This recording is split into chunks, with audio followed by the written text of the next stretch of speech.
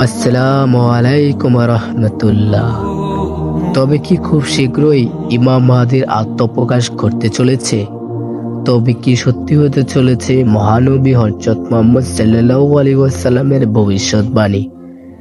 Saudi আরব মরুভূমির দেশ, যেখানে পাওয়া যেত না পর্যাপ্ত খাবার পানি, হতো না ঠিকমতো বৃষ্টিপাত, এখন কিনা সেখানে হচ্ছে তুষারপাত।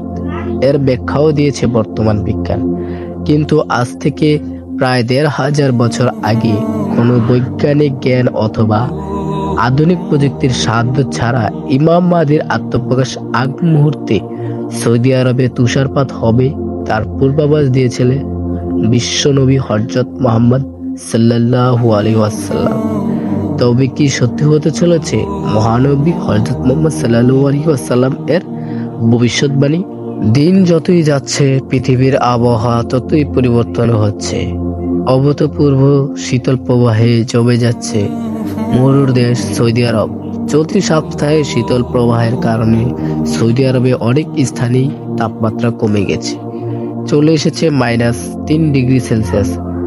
আজ থেকে প্রায় ১৫০০ বছর আগে যখন সৌদি আরবে পাওয়া যেত না পর্যাপ্ত খাবার পানি, হতো না ঠিক মতো বৃষ্টিপাত, সে আরবে কিয়ামতের পূর্বে তুষারপাতের পূর্বাভাস দিয়েছিলেন বিশ্বনবী হযরত মুহাম্মদ সাল্লাল্লাহু আলাইহি ওয়াসাল্লাম।